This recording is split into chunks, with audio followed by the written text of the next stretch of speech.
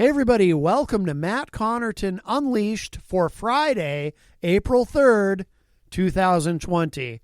And what we're going to do today on the program as we continue to pre-record during the stay-at-home order here in New Hampshire, we're going to do another best of to close out the week. This is going to be the best of Matt Connarton Unleashed, Volume 31, Best Arguments. The best arguments in the history of the show, Part 3.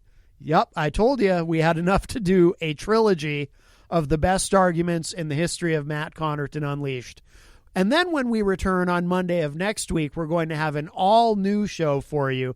We're going to do something special, and it will be 2 hours of brand-new recorded audio. But to finish out this week, we're going to finish out our Best Arguments trilogy here on Matt Connarton Unleashed. I also want to remind everyone, please continue to support our wonderful sponsor, the Hop Knot, in the Brady Sullivan Plaza at 1000 Elm Street in downtown Manchester, New Hampshire. They are now not only doing carryout, but also deliveries Monday through Saturday from noon to 7 p.m. So please continue to support our sponsor, the Hop Knot, at 1000 Elm Street in Manchester, New Hampshire. And without further ado, to finish out this week, here is the best of Matt Connarton Unleashed, Volume 31, Best Arguments, Part 3, to close out our trilogy, because what better way to get you through this stay-at-home order here in New Hampshire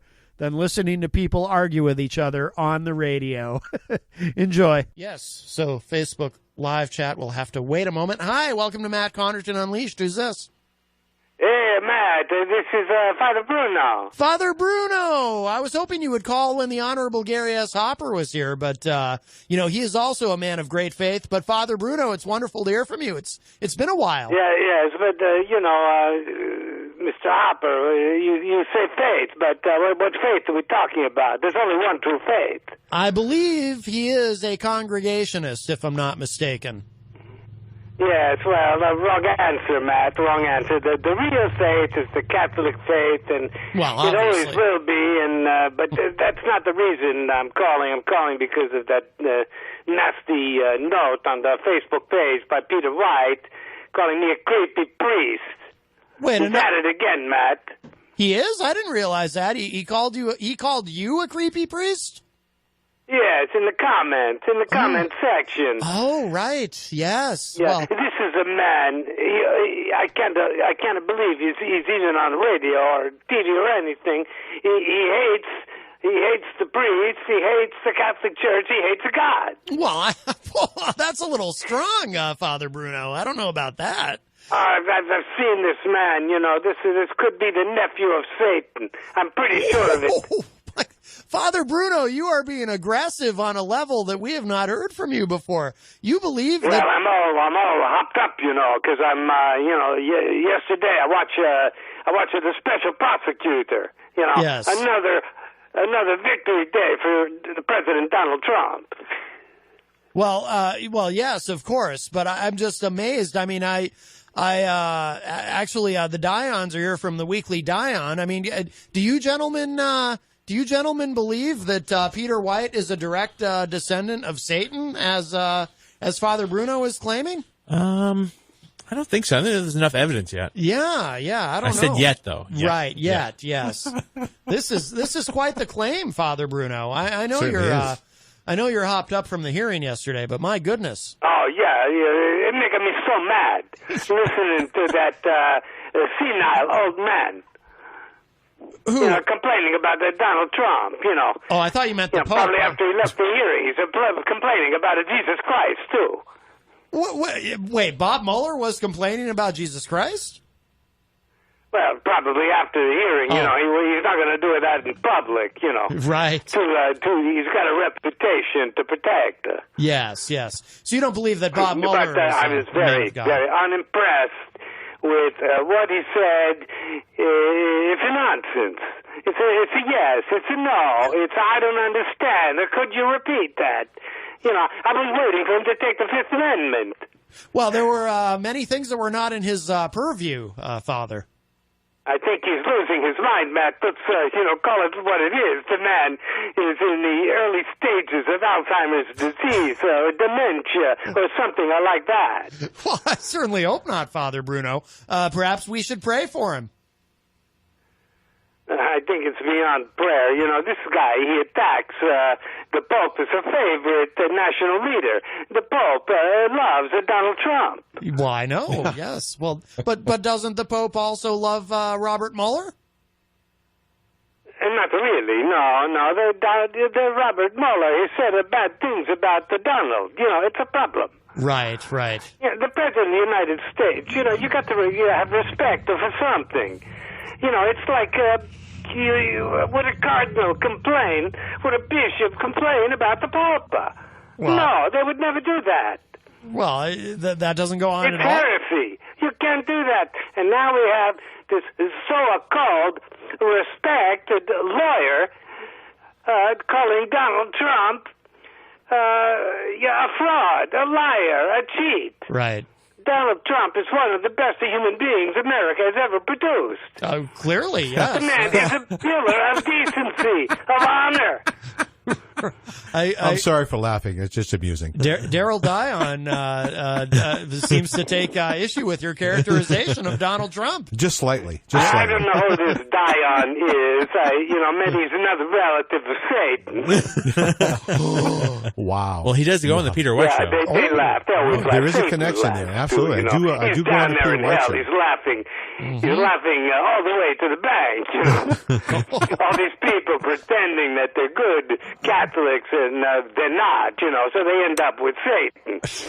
They forget the teachings of Jesus Christ. So apparently there's no middle ground here. Apparently not. You're either with Trump or you're with Satan, who apparently is a descendant of or is related to Peter White. And I'll be on the Peter White show tomorrow to investigate that. I will investigate that. So you're against him. That's the way it is. That's the way life is. It's binary. Yes, of course it is.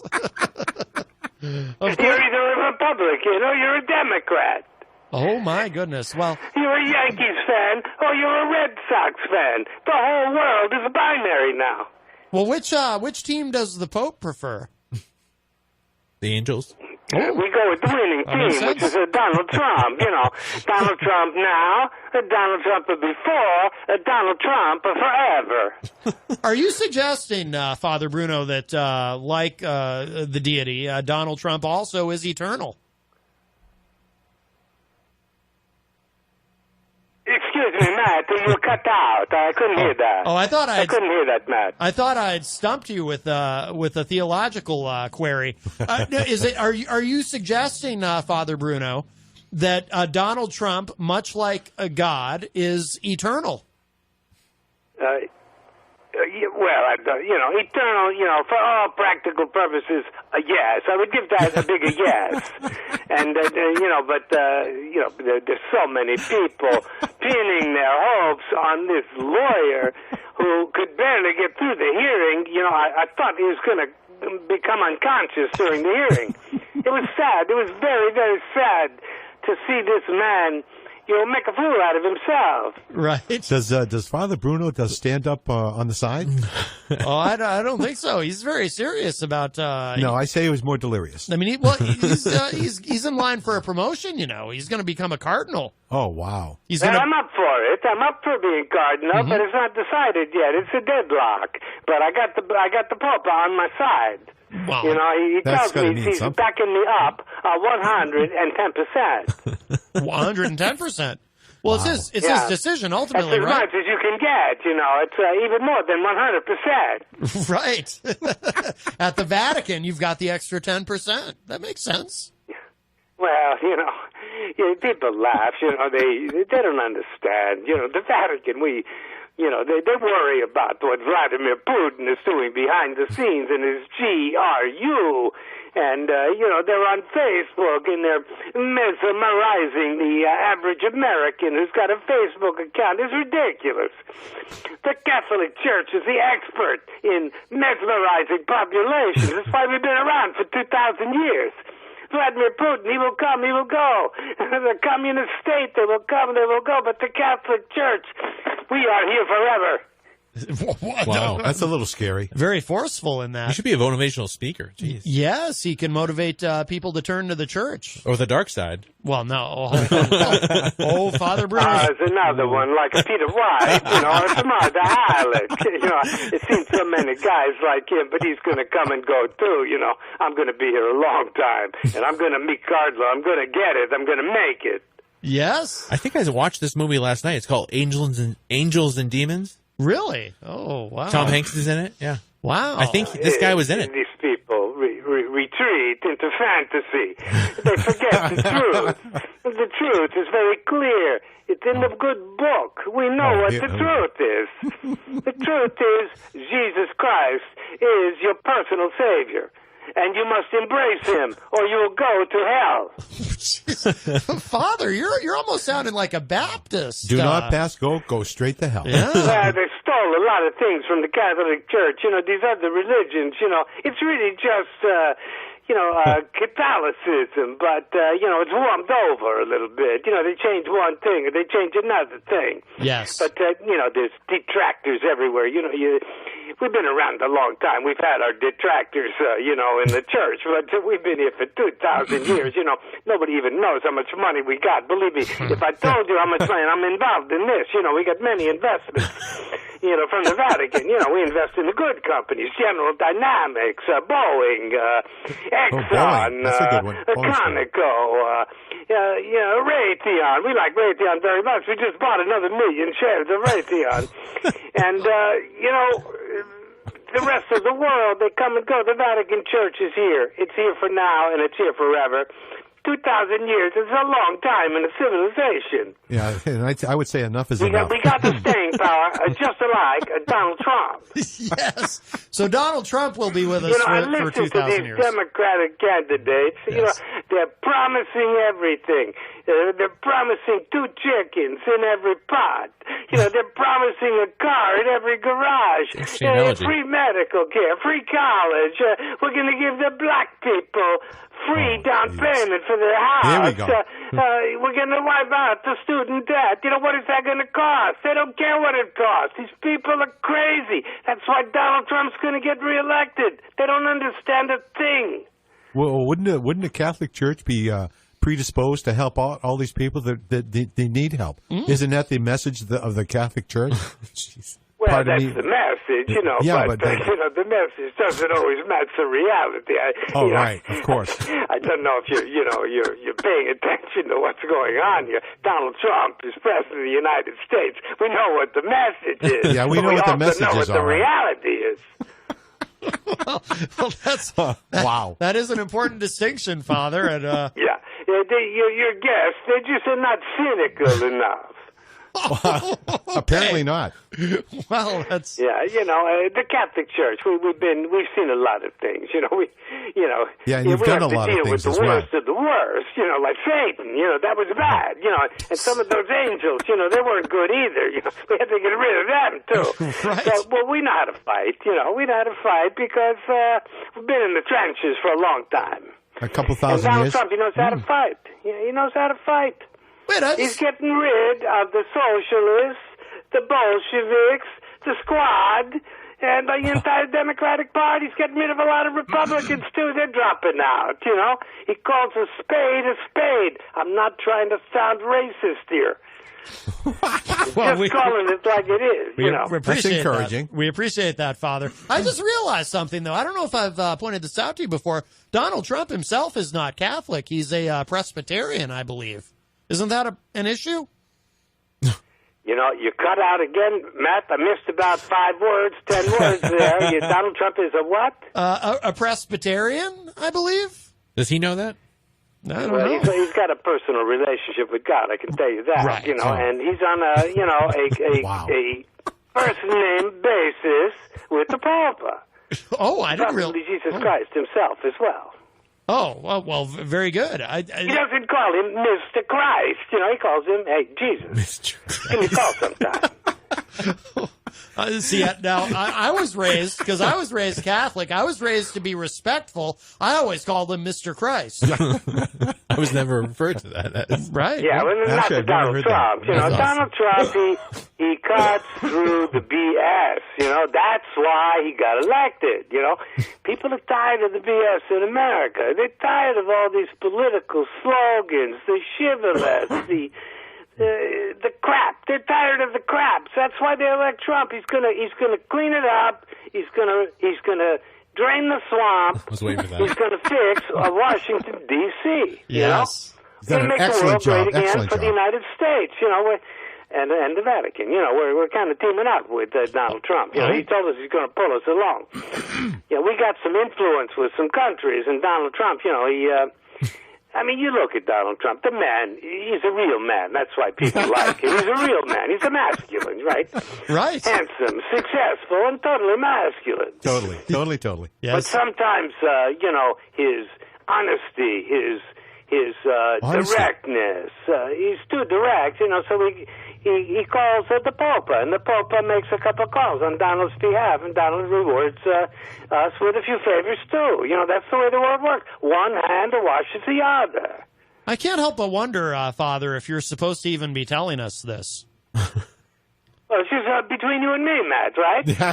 Yeah, right. Well, And the Popa. Yeah, and the Popa. Yes. And all the Whoever the radio Pope listeners, is. all the listeners on the radio as well. Yes. Yeah, well, no, there's not too many of those. You know, I'm a regular. I admit it. You know, I got to Yes. stay up really late Yes. to watch this on Facebook Live. Yes. I got to stay up late. Yes. But it's worth it sometimes. You know, it's worth it sometimes when I get to see a good Republican Christian man like Mr. Hopper. Yes. Yes. Yeah. I really appreciate him today and his valiant defense of the Donald, you know. But listen, you know, I'm not going to waste any more time. I know you got a lot of callers going to call in, so Yes. I'm gonna hang up now, and I'm going to wish you well. Well, we wish you well as well, Father, and we're praying for you, and we hope you'll return the favor. Okay, goodbye. All right. Goodbye, Father. Thank you so much. Very nice. So that was, Wow. of course, Father Bruno Sarducci. Always nice to hear from him. He forgot to plug his show. He does his own show. Really? From the Vatican called Getting It Right with the Jesus. Wow. Yes, I think I'm pretty saying funny. I think I'm saying it correctly. Absolutely. Yes. Absolutely. Getting Right with the Jesus. Just the right dialect. He's always asking me to call in, but I think it's too late for me. It must be, yeah. Way too late. Especially with my association with Peter White. The devil. Yes. Jeez. He was really aggressive. I mean, in the past, he's called Peter a heretic, but Wow. to say that Peter is a direct That's descendant further. of Satan, Right. that seems it is a little harsh. Oh, we have another call. Uh-oh. Maybe this is Peter calling to defend himself. Hi, welcome to Matt Connarton Unleashed. Who's this? Just another Ridley. Oh, Dave Ridley from the Ridley Report. How are you, sir? Oh, you know, about the same. All right. Well, at least you're consistent. I should have just said I was consistent. You could have said that too. What's on your mind, Dave Ridley? Dave, are you Catholic? No. Okay. What's on your mind, Dave? Yeah, the Catholic Church was the precursor. I guess it was sort of what we had. That was what we had for a world government back in the day, right? Oh, be very, very careful. Father Bruno's going to be upset with you if you say the wrong thing. He's going to be a cardinal soon. He's going to beat the bishop and go right to cardinal. Okay. Come on down to the Hop Knot at 1000 Elm Street, Manchester's premier craft beer and gourmet pretzel bar. Tell us more, Trudy. We make our dough fresh every day. We make a variety of styles of pretzels and serve craft beer, cocktails, and a few bottles of wine. We do the traditional pretzel, and we have multiple flavors for that. We also do stuffed pretzels, pretzel sandwiches, free dessert pretzels, and pretzel knots. The Hop Knot in the Brady Sullivan Plaza at 1000 Elm Street. Hey everybody, welcome to Matt Connarton Unleashed for Friday, April 3rd, 2020. And what we're going to do today on the program as we continue to pre-record during the stay-at-home order here in New Hampshire, we're going to do another best of to close out the week. This is going to be the best of Matt Connarton Unleashed, Volume 31, Best Arguments. The best arguments in the history of the show, Part 3. Yep, I told you we had enough to do a trilogy of the best arguments in the history of Matt Connarton Unleashed. And then when we return on Monday of next week, we're going to have an all-new show for you. We're going to do something special, and it will be 2 hours of brand new recorded audio. But to finish out this week, we're going to finish out our Best Arguments trilogy here on Matt Connarton Unleashed. I also want to remind everyone, please continue to support our wonderful sponsor, the Hop Knot, in the Brady Sullivan Plaza at 1000 Elm Street in downtown Manchester, New Hampshire. They are now not only doing carryout, but also deliveries Monday through Saturday from noon to 7 p.m. So please continue to support our sponsor, the Hop Knot, at 1000 Elm Street in Manchester, New Hampshire. And without further ado, to finish out this week, here is the best of Matt Connarton Unleashed, Volume 31, Best Arguments, Part 3, to close out our trilogy, because what better way to get you through this stay-at-home order here in New Hampshire than listening to people argue with each other on the radio. Enjoy. I worry about Ilhan Omar's safety. Yeah. And I just I've been posting a lot about this on the Matt Connarton Unleashed Facebook page and my disgust with. I got to tell you, I mean, I was sitting there when I saw the video of these people at that rally chanting "Send her back," and it was a loud chant. And it went on for 14 seconds. And, of course, Trump is lying about it, saying, no, he cut it off and interrupted it. And no, he didn't. He created it and encouraged it. Of course, of course. And I just, one of the things I said, I don't know if I said it that night. I mean, I was just boiling with rage. One of the things I said is, I'm an independent, and I try to support independent candidates whenever I can. Right. But I've voted for both Republicans and Democrats over the course of my life, and I said, when I look at the incredibly meek and mild response from the Republicans, who are kind of, the ones in Congress who are in safe seats, who aren't worried about losing their next the next election, the way they're sort of very gently pushing back on all of this, I said, you know what? If this is the party, they cannot.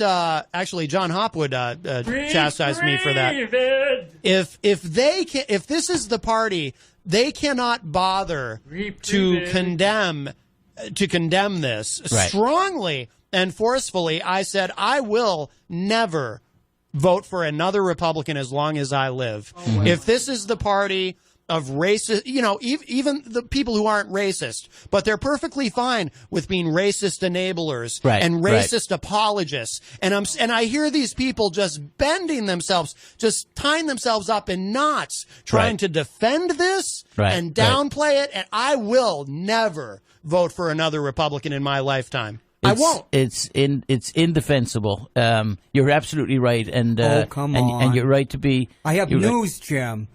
The city of Manchester has been reprieved. The flower shop maven did not file. Oh, really? Rich Gerard did not file. All right. We'd moved off of. I came to briefly let Matt know of my interest, and you have a button on your. I do, collar. And we moved off of that, so to double flags. Yeah, in order to honor Matt's desire. Ronald Reagan was a racist. To not talk about local politics. So. So you can't talk about the school board? No. Well, we're not going to do it in this venue. I told Matt that there were trucks lined up and down Elm Street, CNN, CBS, NBC. They were all here, the BBC, and they were shouting at me. About Richard Gerard? No, they were shouting at me, can we do an interview? And I said, no, get out of my way. I'm going across the street to see Matt. That's right. I'm sorry, but somebody stole my phone. I think it was an illegal immigrant. Yeah. Friends are Send friends. her back. You got to do the right thing. So, anyway, yeah, you're Why right. Can't anybody send me back? It is... It is a terrible thing. But I'll tell you, this morning's ceremony in Concord puts the lie to sort of all of that. It shows that there are so many decent people, doing the right thing, and regardless of the barriers put in people's way, we're still a beacon of light that people are attracted to. And it's a little solid, I have to tell you. I think these actions do. These images we see from those rallies are not just carried in Mississippi and Montauk and Maine.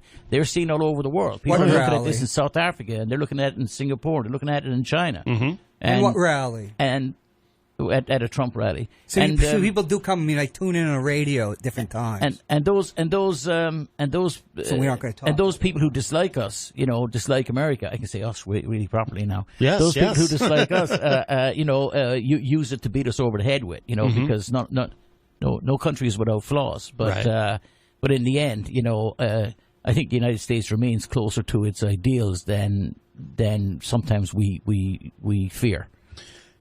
This too shall pass. I think that's how it is. And what ideals are that? What ideals did Barack Obama express when he asked for $3.5 billion to send kids back, undocumented kids back in 2014? Those were the ideals of the Democratic Party at the time. I don't know what you're referring to, actually. Of course you don't. No, I don't. I don't say it, of course, like I'm pretending I don't. I really don't. Barack Obama in 2014, when there was a similar border crisis, which has been ongoing. There wasn't a similar border crisis. It hasn't been ongoing. Yes, there was, Jim. Okay. It depends on how the media spins it, doesn't it? Oh, I see. So, I see. Him asking for $3.5 billion.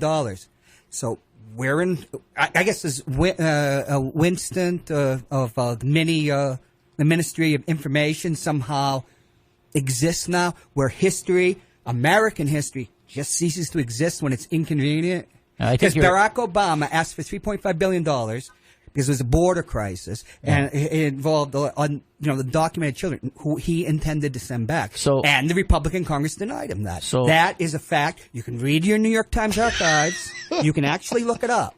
Because the memory hole isn't there. He is right. That did happen. I can back him up on that. Happen. So there have been manufactured crises from time to time. So Barack Obama manufactured that crisis in 2014.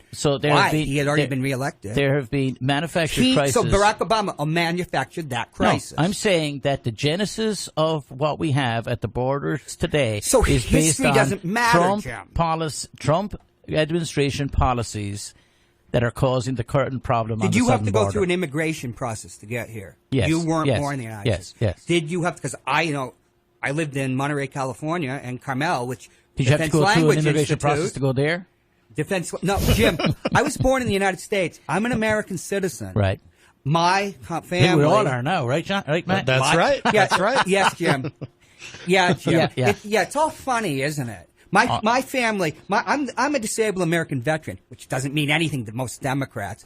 And if you go up to the Veterans House, which I did yesterday for my back, and if I go through the book that you can sign, that Carol Shea Porter always signed, you won't find one of your presidential candidates have signed that. In the Hall of Valor, which features dead veterans, some of them were immigrants, including one of the first that died in the War on Terror, who was from Africa. There are Latino names. You can go down to Bedford, Mass, and see the Hall of Valor of the Latinos that won the Medal of Honor, including people who are immigrants, including people that won their citizenship by serving in the military, which is a process that our illustrious draft dodge-in-chief, I guess, is denying people now. So what you're saying is because of that jerk, it is magnified the situation into a crisis with all capitals for you. But you can't deny that this was something that has happened before. I do deny that. Then you're wrong. I've been wrong false. before. You are actually misrepresenting reality. You're not telling the truth. Well, no, that's not true because I'd have to know that you're. So Barack Obama felt. So is Barack Obama a racist? No. He's not. I mean, I haven't He examined. wanted to send people I back. don't go around his house. I Why haven't do you want examined everything he $3.5 said. billion I bucks? don't know. I hate the equivalency. This is Yes, what because you can never equivalent. No. Because that is not exactly what you do. The false equivalency That's bothers not a me. false The equivalency. yes, it is. How is The it a false idea- equivalency when he was in the same situation and he had the same thing as Right. Trump? So no, that's not true. It's not the same thing, and he didn't. have You the just same said thing. you didn't even know about it. No, I'm you saying didn't to even, you. Didn't he say he didn't even know about it? He didn't even know about something. You don't know about it, but you're going to talk about Well, it. I'm saying no. Come on, Jim. I'd stop talking about it then. You know, if The Democratic I'll go home Party. and study it, Why, I'll come why was back the out. Democratic Party for tight I immigration cannot laws? believe we're sitting here in a studio in Manchester And with what's me going on calling on you our out for southern border misrepresenting? and people shouting, send her home. That's the news of the day. That's what's going on in our country. It's shameful. You know what's going on? Everybody 24 is veterans. ashamed of it. You know what, Jim? And 24 you want to veterans talk kill about themselves something every that day. happened. Do you talk want about to that? talk about something that happened 24 5 or 6 veterans years ago. kill themselves So every day. I call it false the mental, equivalency. the mental health. There's no money up there. Right. The VA is being privatized, care of Koch brothers, Hospital Corporation of America, which gives gives money to Gene Shaheen. Used to give money to all Republicans. That's not. There's not money for that. Let me just say, I don't want this to appear as though I'm like reneging on a conversation or a conflict. You know, No, but I'm you know, happy to talk. when you but I deny- do have to get you have out to of here. actually deny and history no, that took place No. because you are. I'm what saying- this jackass has done is because he's such a foul extremist. You're mirroring him now. Right. So you are thanks. mirroring. So We'll bring in a second caller. We do have a caller, but I know you have to take off, I have Jim. to take off. Well, Matt, you thank should for the be time. I happy by the appreciate it. news.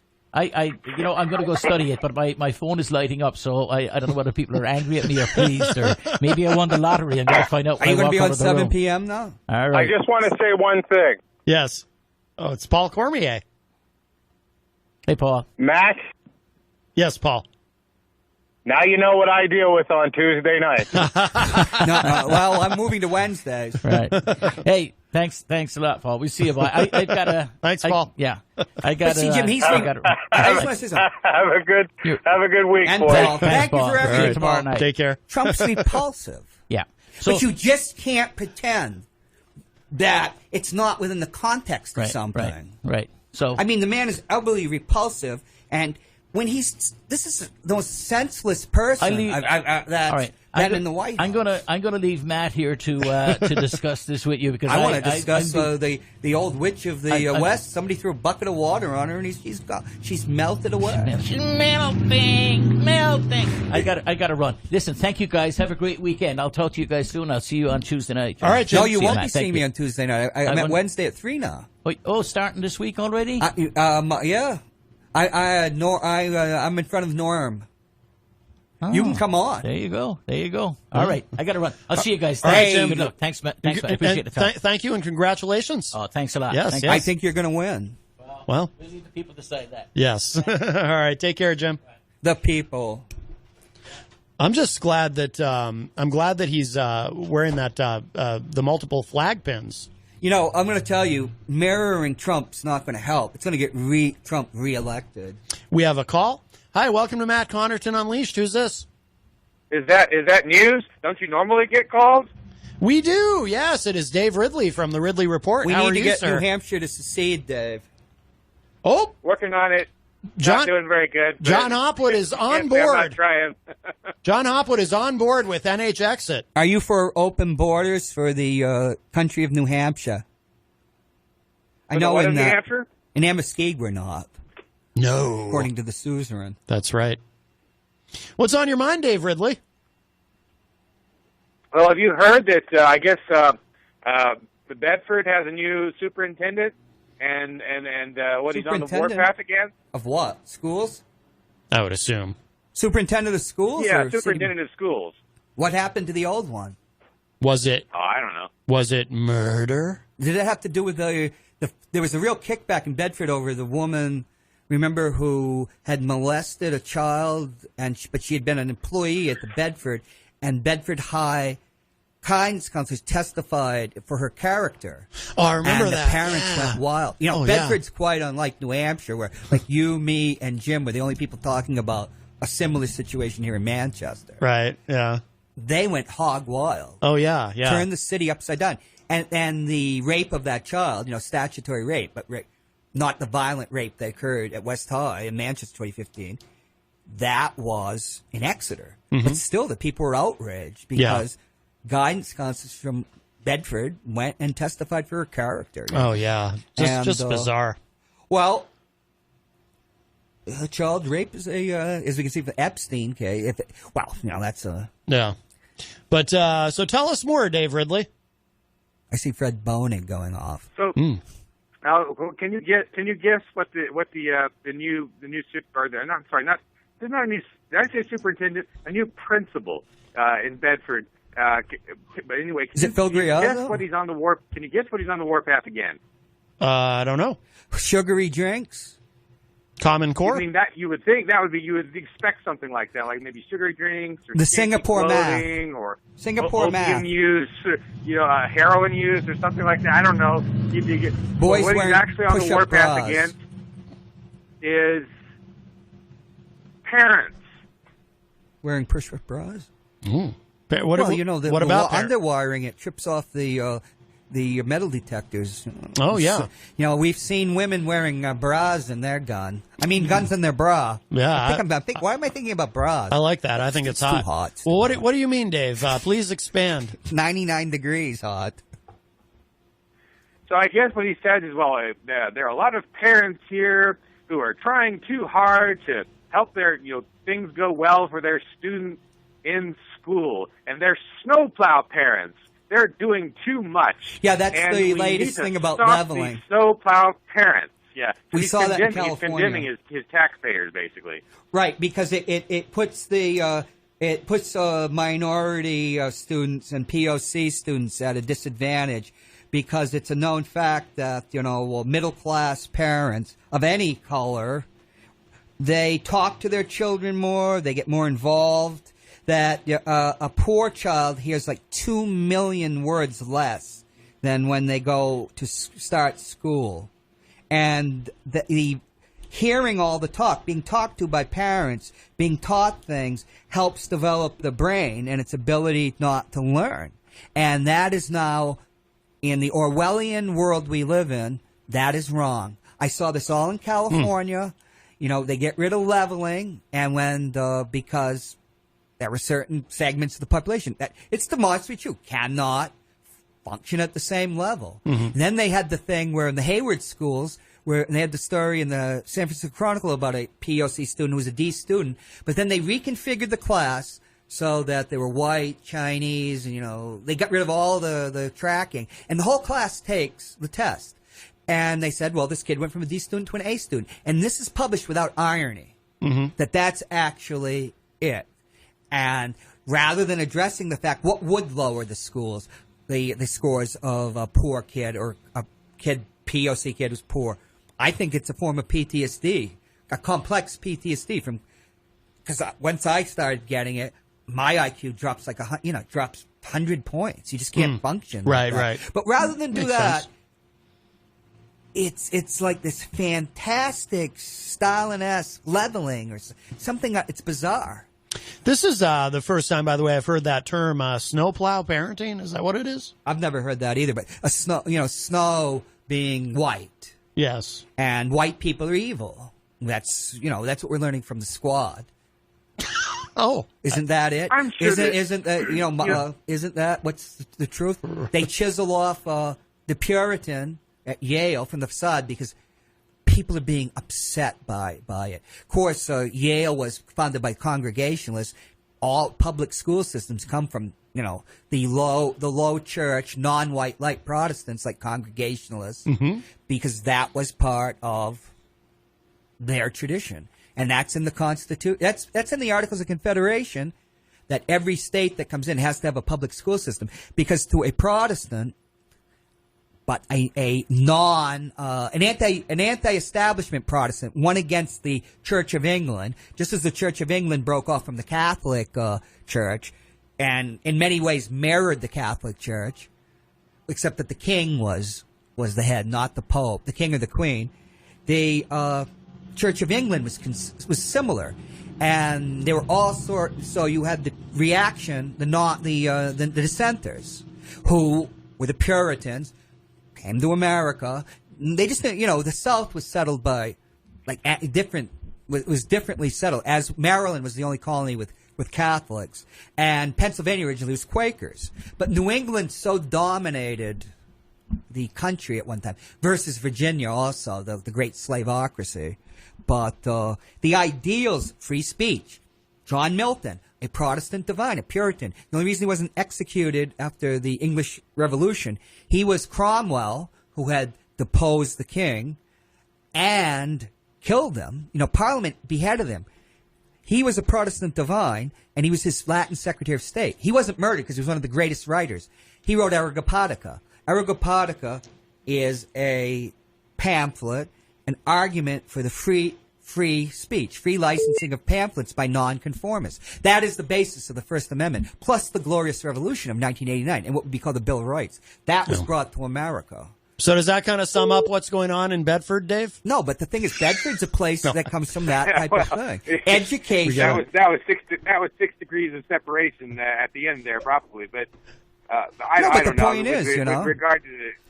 With regard to the snowplow parenting, I'm sure public that education there are is a cultural thing. That's where, what I'm saying, and it will reflect the culture. I'm sorry. Can you hear me? Oh yeah, go ahead, Dave. I was just saying, with regard to the alleged snowplow parenting, I'm sure there are cases where parents do too much and they're harmful, in the process of trying to move their student along faster than others or whatever. I'm sure that it can be abused. John Stuart Mills. It's like anything else. Once there's some new thing you're not allowed to do, the government starts to see it everywhere, and those schools are the government. Mm-hmm. Well, you use government too broadly. That's the problem. The point is that the public schools in America were a reflection of low church, non-white light meaning non-evangelical Protestants. And the reason was because every male had to be able to read the Bible and interpret them for himself. And many women did too. Literacy in Massachusetts in 1800 in the state of Connecticut, which was primarily Congregationalists at the time, and had established churches too, congregational churches, it was almost 100%. It's never been reached again. But the idea was, rather than a priest reading the text and interpreting for you, like I asked my mother, did you ever read the Bible? She said, we had Bible stories. The priest told us what it was. Yeah. And in many ways, it's probably better. But let's not get into that. Right, because it was one thing when you had this consensus, but then everything fragments. And the evangelicals have quite a different way of thinking.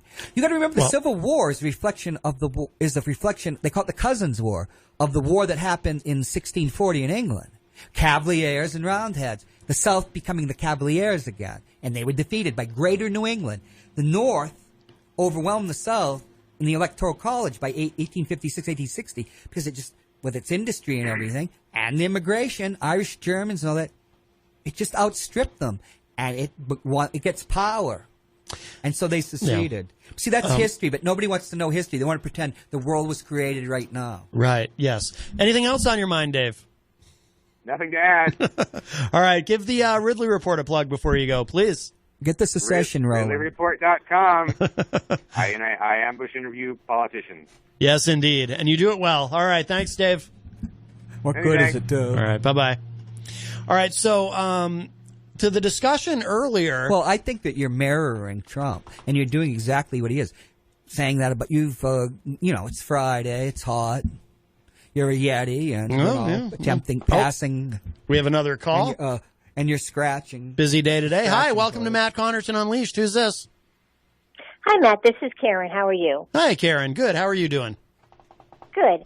I'm just calling to talk about the snowplow parenting, and what it actually means is just like those actresses that paid for their daughters and children to get into colleges. That's what it means. It's parents that will at any cost push any obstacle out of the way for their children to advance. Oh, okay. I really don't think it has anything to do with politics. Half the time, Mr. Hopwood, I can't follow what you're saying anyways.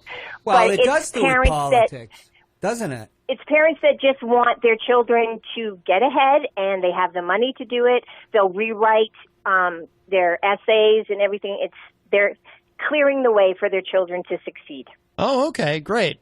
Well, thank you, Karen. Yeah, I hadn't heard that term before today, but it certainly makes sense. Well, in California and other places, the criticism is of any kind. Yeah. You're giving them an unfair advantage. And that I voted in California in a proposition to keep affirmative action, which lost. And let's ask Karen. Anything else on your mind, or what was it? Just that? Nope. That was it. I just wanted to elaborate on what that was because it really didn't have anything to do with the government. It's the parents themselves. Gotcha. And all right, of course, all right, Karen. Thank you. Okay, thanks. Thank you. You got it. Bye-bye. But see, what she's saying is not true because schools are in our Constitution. It's in the Articles of Confederation. It was in the Northwest Ordinance. That was the first act that Congress passed after the reconstitution, the creation of the United States under the Constitution. I think she was just talking about what that specific new term. But everything's I assume political. It's new. Sex is political. Homosexuality is political. Gore Vidal. I suggest that she read Gore Vidal's articles from the 1970s when the gay rights movement was new. About sex is politics. I think he has an essay that's called that. Yeah. Everything you do is politics. When the government goes until Griswold versus Connecticut, 1965, which was brought up by none other than Romney during the 2012 debate with Obama. And I turned to the people from the New York Times who are younger than me and says, they're talking about abortion. They didn't know that. That you had to know, Griswold v. Connecticut. Until the court created the right of privacy under the doctrine, there's a penumbra of privacy rights. Umbra penumbra. That is Justice William O. Douglas, backed up by the super chief, Earl Warren, and there were bumper sticks, impeach Earl Warren. The reaction of Trump is a reaction against the Warren Court. They are the ones who desegregated America, ordered the desegregation. Never quite really happened, though. Everything's politics. Sure. Under Griswold, before Griswold versus Connecticut, a married couple in Connecticut. We're not talking about, the Peckerwoods in Alabama, who you could actually shoot black folk, even in 1979, when my father was living in a gated community in Birmingham. And you could not get a condom unless you had a prescription, unless the doctor allowed you to. A condom. Wow. A prophylactic. Let alone an abortion. Roe v. Wade comes out of Griswold. It comes out of a doctrine of privacy that many people on the right, and I'm sure many people on the court as constituted, believes is a fiction. That doesn't exist. Because if you remember the Bork hearings, chaired by Joe Biden, who borked Bork. Yes. Along with Ted Kennedy, because Joe Biden was a Ted Kennedy liberal. Although people now want to pretend he's a racist and some type of horrible reactionary. They want to rewrite history. And those who don't know history repeat it. Because you're re-electing this jerk. But everything's politics. Dave, in his way, is right. When somebody, a principal, is starting to talk about it, because snowboarding, there's just like there's a penumbra of privacy, metaphors. Language is based on metaphor, thought. Substitution of one thing for another. I studied semiotics. Had to. Defense Intelligence Agency had us do it. Literature is about that. What things really mean. That's just the tip of the iceberg. Yeah. It's all the advantages of the wealthy. What about being able, when I was a kid, people sent their kids from the Bedford parents could enable their kids to take SAT prep courses. My father was gone. My mother hadn't gone to college. She'd been through high school. She didn't know, she didn't know about the stuff. Yeah. And we didn't have the greatest guidance counselors up at the West Side High. Well, I want to get to this don't get to what? Don't shoot the messenger, because I agreed with you. But Fred put this in the Facebook live chat. This goes back to what Did he pick it up off the internet just now? Well, I would assume. So he said, John's not right. The Central American Minors Program was an American immigration policy established by the Obama administration in November 2014. The program allowed lawfully present parents in the U.S. the opportunity to request a refugee or parole status of their children residing in the Northern Triangle, El Salvador, Guatemala, and Honduras. The combination of being a transshipment point and the increase of gang violence in the Northern Triangle caused its region's insecurity. What is he talking about, the Northern Triangle? What's the Northern Triangle? That is El Salvador, Guatemala, and Honduras. This was at the border. Well, hang on. There's more. Texas. So among other countries in Central America, the Northern Triangle's gang violence is ranked among the worst in the world. Due to an influx, this gets to what we were and Trump never talks about gang violence because I guess it doesn't exist anymore. So this gets to what we were talking about before, though. Due to an influx of unaccompanied minors entering the U.S. from Central America, and I remember this. Entering the U.S. Yep, and being victims of violent crimes during the journey, the Obama administration initiated programs that partnered with Central American governments to combat the violence that influences minors to migrate to the U.S. However, the violence in the Northern Triangle only escalated in 20... Hang on, almost done. I'm going to go get some water. Only escalated in 2015, prompting the Obama administration to expand the Central American Minors Program in 2016. Now we're in 2015, so he's just expanded beyond. And then Trump ended it. That's rhetorical prestidigitation. We're talking about 2014. We're talking about $3.5 billion to send those kids out of the United States. Why doesn't he limit it to that? Why doesn't he address it to that? It's in this context, but 2014, and the Republicans denied it. I mean, everybody wants to cherry pick and cherry pick. Well, no, he's talking about November of 2014. He just went to 2015 in that article, right? Yes, going forward in history. But this started in 2014. Yeah. Where's the 2014? As for the $3.5 billion to send the kids back. Yeah, that part's not in because he's not addressing it, just like Jim did it. Yeah, you and Jim really got into it. Well, when somebody, I consider that a form of prestidigitation. And I got to go get some water because it's hotter than hell in here. All right, we do have a call. Hi, welcome to Matt Connarton Unleashed. Who's this? It's your old pal. Hey, Fred. John, what I was saying was actually Obama left a lot of the children stay here. A big portion of them stayed, and that's what he got the money to do. Fred, he wasn't using the money to ship them back. Fred, before you go any further, he created a program for it. Fred, before you go any further, I should just tell you, John just got up and left the room to get a drink of water. So he's not. I think he knew it was going to be. Okay. He knew it was you. So how are you? We can talk about chewing tobacco while we're waiting. Did you ever do that, or have you ever chewed tobacco? I did for a very short time when I was like 9 years old. Yeah. And when you were 9? Yeah, I used to go skinny dipping with Bonnie Bakley too. The woman that the guy from Beretta killed. She was like my best friend. Really? No kidding. Yeah. She grew up in my hometown. We used to go skinny dipping all the time. Oh my God. Oh wow. What's that actor's name? Robert Blake? Is that him? Yeah, Robert Blake. Yeah. And he murdered her. Not that she didn't, create enough heartache in his life and wasn't a grifter. I mean, she was always a grifter, but yeah.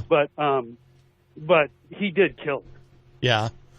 Wow. All right. He's in prison for it, so John is returned, although his microphone is drooping. Well, what I wanted John to know is that the money was actually used to help keep. What money? Because he let a lot of kids the money. in. He didn't deport the He didn't get the money. Unaccompanied children. He didn't get the money.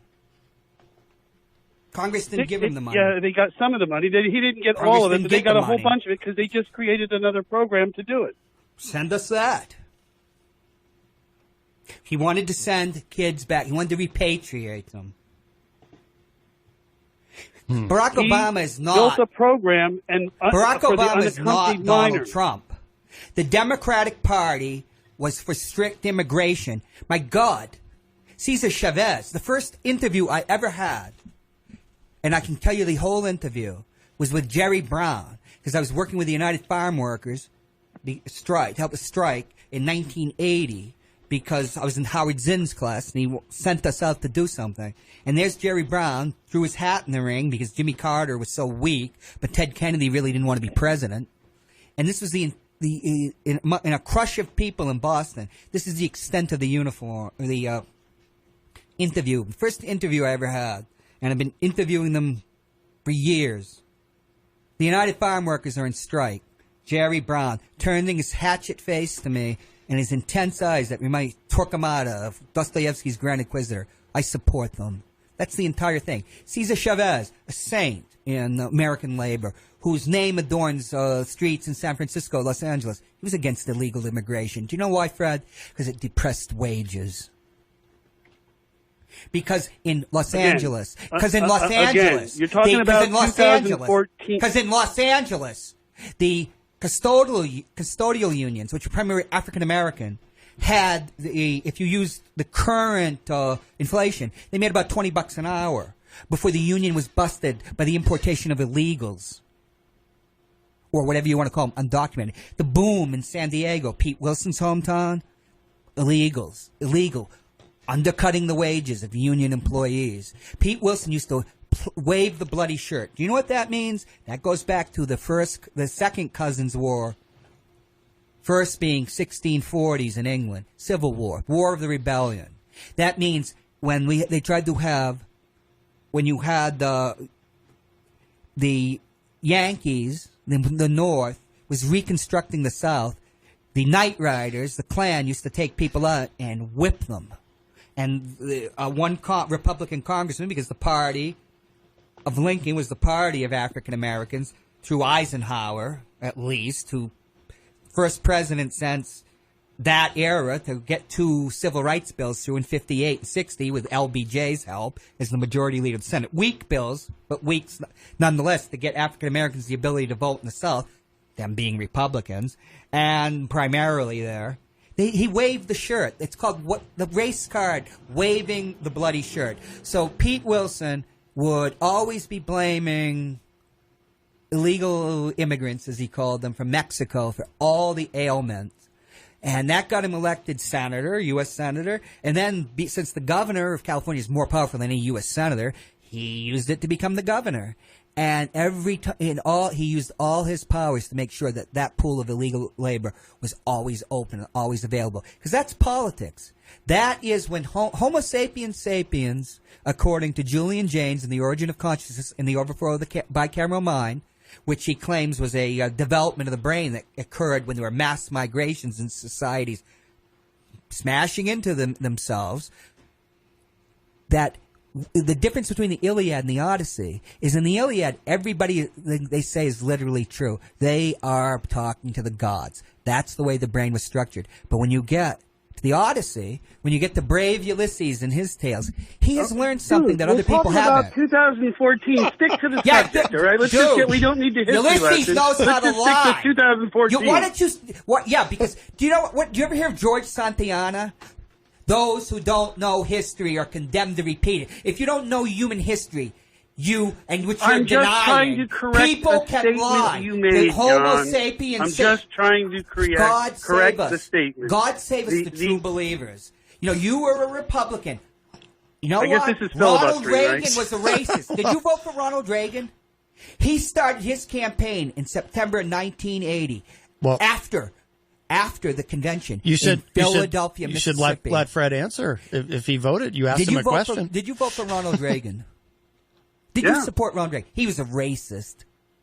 Oh, I know. Probably I was too. I know. Do you know who died in Philadelphia, Mississippi? 3 civil rights workers. But what does Everybody that have knew to do that. with What does that have to 2014 do with when you were saying What does that about have to a do with it, specific right? topic, John? John, let's just stick to that topic, okay? What does Just that let have to Tim do with just it, do that? Fred? You supported the racist president. Didn't you? With your free will, you voted for somebody that went to Philadelphia, Mississippi, notorious, and gave a speech on states' rights, which is a code for I used to listen to Rush segregation. Limbaugh, too. You know, I mean, you want to say that. Segregation. I did. You supported the I was a racists. Baptist missionary, too, John. You I did supported that the too, racists. Yeah, the Southern But, Baptists. you know, John, but let's Southern stick to Baptists were 2014, because that was the topic. so wonderful, you know, when it came to race relations. I think what Fred is trying to tell you is that he has evolved, and he's not the same person ideologically that he was back then. And were you a bad person then? Were you evil? Yes. Oh, yeah, you were evil. Now You were that just a I human look back at being. myself, yes. You were just a human being. Yes, I believed a lot of things that were totally not true, John. Well, you're a I true- did. you're a true I believer. really did. I've had a lot of epiphanies God in my save life, us, John. the true believers. A lot of them.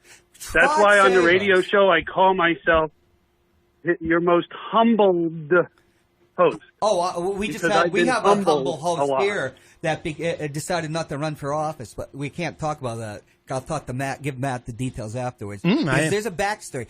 My thing is, human beings lie all the time. In California, what do they call it? The Bradley effect. Oh yeah, we're going to vote for Tom Bradley, who was African American. Then they go and vote for What are you doing? People So, are human. This jerk, the things he says. You're and referring. then everybody reacts. You're to referring it. to Trump, just to be clear, not Fred. Fred's not a jerk. I agree with 99% of what he said. Just like with him. It's just this jerk. It's like he's mesmerized Matt, where Matt, it's like Matt's falling into traps that you used to criticize because you're outraged. This guy is a real. Of course, I'm outraged. Ass.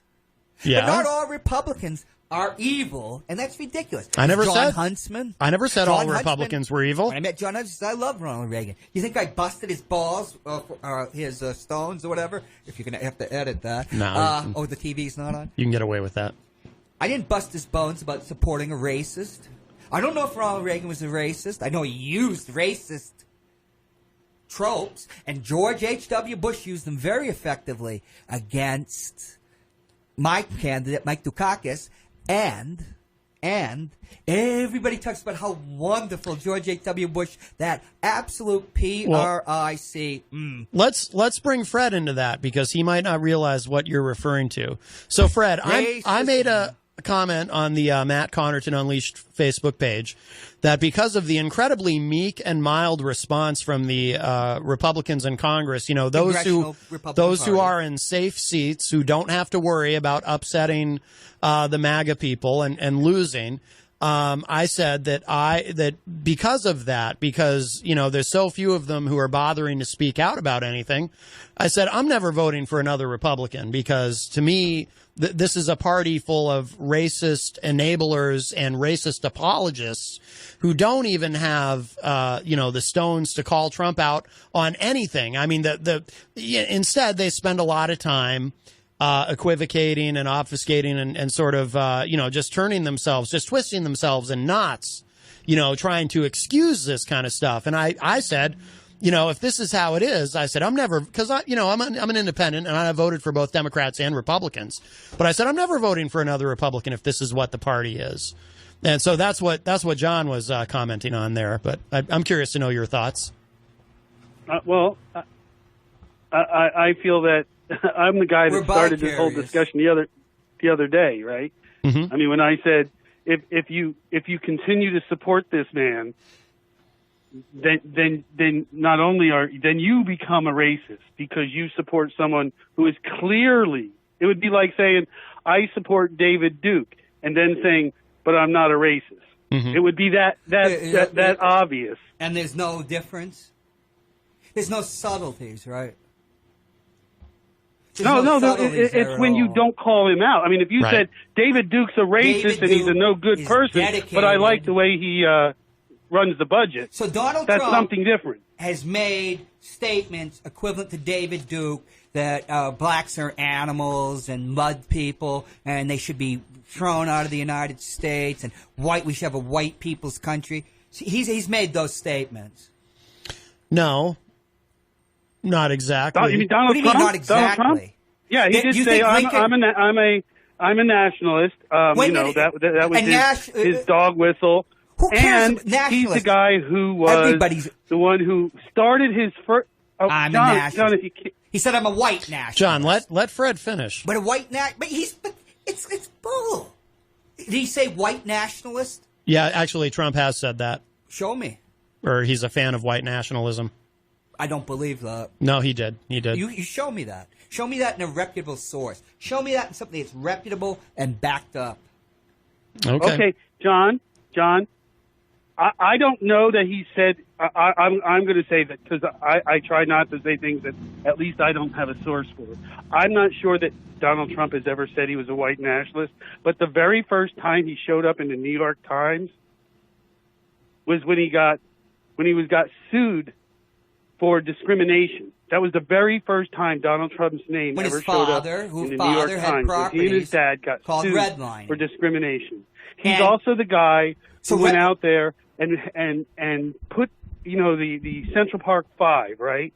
He is still to this day not apologized for saying that they needed to be executed, even though they were exonerated with DNA and everything else. They are oversimplifying. And they have the guy that did it. He couldn't find that. So Mayor Bloomberg's a racist because he would not settle that case because you're oversimplifying the exoneration. But let's just say Donald Trump. Let me ask you something. They found the guy who did it. They found the person who did it. They found one of the persons that did it. There was multiple semen in her, wasn't there?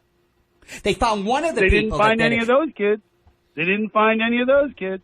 You know, DA and evidence is very funny because I know a person that was involved in the OJ trial. Oh, here we go. Oh, let's go because you know about. Well, you're going to say now that these guys weren't innocent, that they were guilty. They were coerced into it. They all admit that everybody it came out that they were Fred, this is what I know. into their explanation, and now they're little young kids. If a meme now you're going to say that if a meme is on the media, you're going to trumpet it, right? You're going to conform. What you tell me, Fred, from Reagan, you conform then to the Reagan thing. Now you're conforming to this that comes out of the mouth of the media. Because life is not simple. Politics, all that is not simple. My criticism is you're going through life now looking at a hood ornament when you're driving a car. Because this is just a show that this jerk has been staging, abetted by a advertising-fueled media that wants a freak show because it gives them ratings. And we're all supposed to... I'm not joining in on a freak show by this guy. I've already got my freak on personally. Ooh, you got your freak on? When you're going to talk about Fred Trump being sued for redlining, that probably included 100% of all landlords of that time. Those were new laws, anti-redlining. And I'll just remember one thing. The Democrats created anti-redlining legislation. They created banks that were funded that were supposed to give credit to African Americans.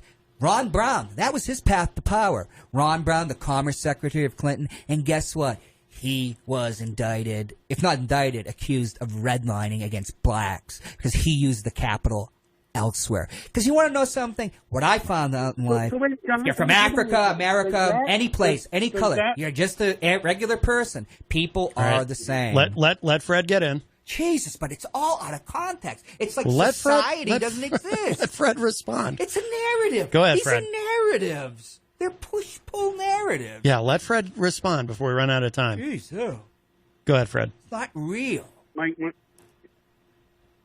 question is, again, when two wrongs obviously do not make a right, not saying one was right or one was wrong. One is racist. Maybe the other one was racist too.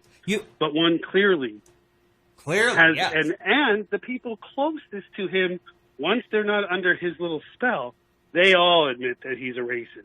They all say it. And unless and a racist only has to believe that your specific color or race is better than someone else's.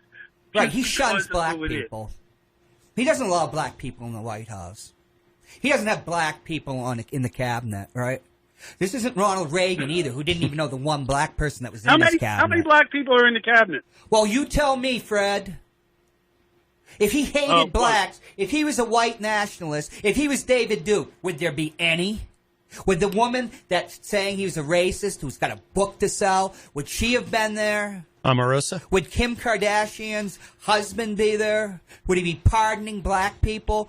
Would he be pardoning Jack because Johnson? You have a black friend, you're not a racist. Would he be pardoning Jack Johnson?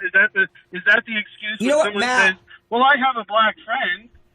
Yeah. What we're saying is, he's David maybe the Duke. reason why maybe the reason. It's simple what you're saying. It's not giving cognizance to the way life is really. When John's there, because he never stops talking at all. Well, you're saying such stuff. But what Matt once said, ever since I met you, is that people calling everything's racist, which I called you a racist once when I was hot in the collar. Which we worked it out because you didn't. We were arguing about something. I had something coming at you. My number one thing is I'm a racist because the allies of a particular flower pot maven took some typo I had, and that's the number one on my Google feed, which is leading into a lawsuit now, which might be one of the reasons Jackass isn't there. The point is, when you start everything's racist, Matt, you said this, it just becomes nothing. When you call Joe Biden a racist, is Joe Biden a racist? Would I call Joe Biden a racist? Not in my opinion. I don't know. He's probably done stupid things that didn't help black people. I'm sure I don't know. He's a racist. Let's call him a racist. That will help. That will help certain candidates. It's a rhetorical strategy, Fred. People that will say anything. That's why we go back to the evolution of consciousness and the brain and why people lie. People bamboozle each other. Do you know what the oldest profession is, Fred? Prostitution. So the second oldest profession, they say, is a politician, which is true, because that comes out of the pimp that was her procurer. The first thing you find out about politicians or being politicians is lying. Have to lie. Play act. By the way, I want to get this in, and I want to do it while Fred's still on the phone. I just want to correct myself. Trump did not say white nationalist. He just said nationalist. And that is a thing. That's what I thought. Oh, yeah. Right. So if I say I'm a nationalist and I'm for the United States and I'm for a secure border, I'm a racist, right? Well, and the president... If I'm against illegal immigration, I'm a racist. You would have agreed with what I'm saying with before you got swept up in this. And that's true, because we can go back. No, the context that Trump said it in, though, he was talking about, oh, yeah, they keep calling me a nationalist. I'm a nationalist. Yeah, I'm a nationalist. But what they really keep calling him is white nationalist. So that was his way. He's an idiot. That was, well, I know that. You're talking about a boob that has everybody mesmerized and is going to get reelected. This guy is a master of slod media. You couldn't get Patty Chayefsky, who won 3 Oscars, the great satirist. He wrote Network in the Hospital, but Network, the great satire about the media. He couldn't have friggin' dreamed this up. We're almost out of time, but I want to make sure that Fred has a chance to respond to anything or react to anything. Last word, him. Yes. You got the last word, Fred. Okay, all I wanted to say was that in 2014, actually, they created a program to help these kids, and that a huge portion of the unaccompanied minors actually were allowed to stay, some of which was because of George Bush's original law in 2008. Yes. That's what I was just going to say. It wasn't like he was trying to deport all these children. Actually, they were trying to find a way to stop them, and there was very few. And now, John, I'm going to tell you this, and these are facts that are very much checkable. In 1986, there was 1.6 million people apprehended at the border. They had a budget of $145 million. That's $90 per person. They are up to $13,333 a person now. If you could take the full budget amount of people that they're apprehending, there's less than 600,000 they'll apprehend this year because the number's already dropping off like crazy because it's hot. So this is not about Mexicans or Guatemalans. This is about for-profit prison. That's right, it's all about that. Money. That's everything about that. You know, Fred, why is it that I feel like in 20 years after the military coup, because this jerk and the extremism and the polarization that's approaching France at the end of the Fourth Republic, you're going to have a different story because that's the reality being spewed out by what we had before one of our shows. No, we're just talking numbers, John. I'm just talking numbers. Aldous Huxley. Numbers, money, numbers. Aldous Huxley. They just put $9 billion on the border. They put $9 billion on the border to deal with 600,000 people. Right, because no Democrat would ever use a process to loot. Like LBJ, he didn't create all those programs after, the signing of the Civil Rights Act of 64, which all the big bosses, the Democratic bosses in the cities hated. He didn't do that all to create his own patronage system so he can ensure him a way around the bosses to get the nomination in 68. No, it's all from his good heart. Good heart. Oh Jesus! I don't think any of that money. I think they did a better job in 1986 on a budget of $145 million because whatever they were doing then, we didn't have prison, we didn't have kids in jail, we didn't have all this stuff, and they had less money. But now they can't manage these people, and actually, I have friends there today at the border. How do these kids get here? They don't manage them very well for this huge amount of money. If Trump, I wouldn't be surprised if there were agents of Trump and the Democratic Party down there spurring this on. It is a political and rhetorical strategy, and it is working for both sides. The extremists on the right and on making the money left. on it. Somebody's making money on it. Yeah, see, MSNBC, it helps their ratings, although I guess CNN is tanking. Well, maybe not that's not the money that they're getting that they just gave the NBC's not getting any of that. Oh, yeah, and all you do-gooders asking for money.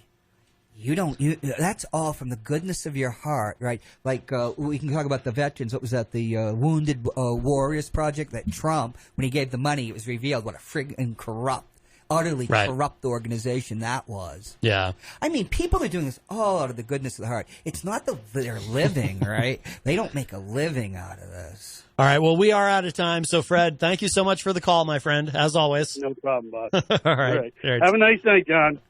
I always do. Bye, Fred. All right.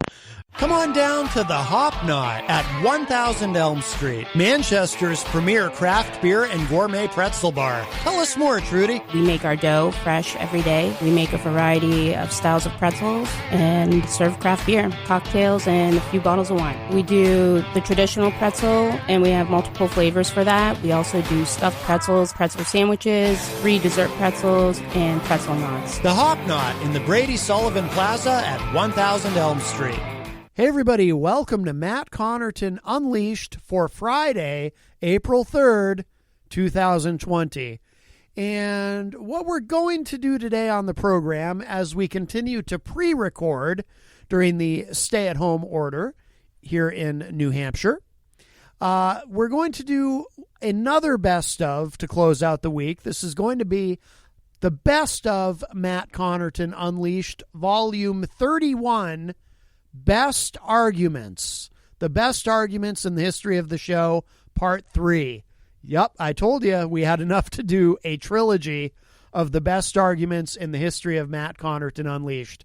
And then when we return on Monday of next week, we're going to have an all-new show for you. We're going to do something special, and it will be 2 hours of brand new recorded audio. But to finish out this week, we're going to finish out our Best Arguments trilogy here on Matt Connarton Unleashed. I also want to remind everyone, please continue to support our wonderful sponsor, the Hop Knot, in the Brady Sullivan Plaza at 1000 Elm Street in downtown Manchester, New Hampshire. They are now not only doing carryout, but also deliveries Monday through Saturday from noon to 7 p.m. So please continue to support our sponsor, the Hop Knot, at 1000 Elm Street in Manchester, New Hampshire. And without further ado, to finish out this week, here is the best of Matt Connarton Unleashed, Volume 31, Best Arguments, Part 3, to close out our trilogy, because what better way to get you through this stay-at-home order here in New Hampshire than listening to people argue with each other on the radio. Enjoy. Let's talk politics. No. I'm going to try to get in the conversation with you. Well, I think we actually have a call. All right. So maybe it's Scumpy. No, you know what? I bet you it's Eric Gagnon checking in. You think so? Yeah. All right, we'll see. Hi, welcome to Matt Connarton Unleashed. Who's this? Hey, man, Mike Doyle. No, it's Mike Doyle. Mike Doyle, ladies and gentlemen. How you doing? Good. I wanted to check on to see if you're all right. You were getting a little ripped up. Hey, Paulie, how you doing? What's going on, my friend? I got in the car and I turned on the show and I heard it sounded like Connarton was going to blow a blood vessel there. He was ripping it up pretty good there, and so I wanted to make sure he was all right. That's all. I'm all right. What happened? Talk about what happened. I was at work still. What happened? Why were you about to blow a gasket? Well, he was jumping on the Trump statement, which was fairly idiotic, and there's a lot of representatives are saying, why are you going after the small fish? But they seem to be getting under his skin because he likes to be patriotic, and of course he's this gang of four, which are doing one thing and saying the other. And the only difference I have to say about what you were saying is you kept saying, don't let people, do what you feel is right, and you were saying show what you think is right. Mm-hmm. But you know what? These ladies, three of these ladies out of the four we're talking about that he was addressing, voted against we're only out of four people who voted against that bill to add extra money to the crisis at the border that came out a couple of weeks ago. Okay. And Ocasio-Cortez was the one down at the border throwing, yelling fire in a movie theater, yelling. They're making them drink out of toilets, but that's unfounded. Nobody's been able to say who said that, if it's true. And they're putting in cages, and they're living despicable. These places are 300, 400, 500 times over capacitated. Mm-hmm. 3, 4, 5, I should say, not 3, 4, 500. Over capacitated with what they're trying to do down there. It's overrun, and they said forever it was a crisis, remember? And everybody's saying, Trump's making it up. It's not a crisis. Well, now that it's a crisis, they're going down to the border. She was on camera saying, they're making them drink out of toilets. It's a concentration camp, la-da-da-da-da. But she voted against giving extra money for extra beds, extra toothbrushes, extra food, extra water. So, she's got to put her money where her mouth is. She can say one thing. Yeah. Well, like I said the other day, Mike, I'd like to know what else is in that bill, because there tends to be a lot of things packed into these bills. But yeah, I do think that I will agree with you that some of the rhetoric, I think, has been a little overheated, and her comment about, people drinking out of toilets and whatnot, I haven't seen that substantiated anywhere either. So I do think you have to be, someone like her does have to be a little bit careful, because if you say something like that and you can't immediately back it up, then it can damage your credibility a little bit. Right. But DJ, it's like saying, Matt, could you take in 3 refugees next week and help them out for a couple of months till we figure out where they're going to go? And then 2 days later, Matt, can you take 3 more? Matt, how about 5 more? 15? We just need, and Matt's going, hey, slow down here. I can only take so many before I run out of the ability to do it the right way. You know what I mean? Mm-hmm. And it's a tough situation. These people are trying hard at the border, and there's people saying, they're not, and they're putting them in cages, and they're mistreating them, and these people all have kids. These are families. These are men and women who have families. They're down there trying to do the best they can, and these people are throwing stones at them, saying they're drinking out of toilets and they're in cages. But then come time for the money, we're voting against giving any extra money to the border bill to help out these children and stuff. And I don't know, you can understand what I'm saying. It's just a little doesn't excuse what Trump said, believe me. Okay. He picked the wrong fight. He picked the fight of a low-level hanging fruit instead of going after something that's more important. Because these girls are just they're just, I don't know, it's almost like they're trying to make noise. It's almost like they're trying to be bold. You know what I mean? Well, I don't think Ocasio-Cortez called Pelosi a racist last week. Well, I don't think there's anything wrong with trying to make noise and trying to be bold. That's kind of what I was saying earlier. But so Mike, though, do we agree that what Trump said was wrong? Oh yeah. Okay. Yeah, that was stupid. Yeah. There's no reason for that. And I'm one of those, I'm a Trump supporter, but it's just stupid. The thing he said about McCain, stupid. The thing, he's an idiot when it comes to opening his mouth and saying stuff. He's a genius when it comes to running a country. I know people don't want to hear that, but look at the numbers. No, that's okay. We like hearing it. Little humor. The numbers are the numbers, man. You can't dispute. Unemployment levels. Everybody's working. Yeah, people got money in their pocket.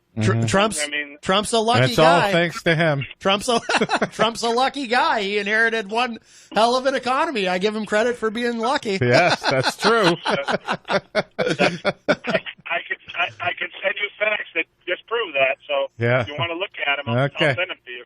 Thanks. All right. Anyways, just want to throw that in there. Oh, Mike.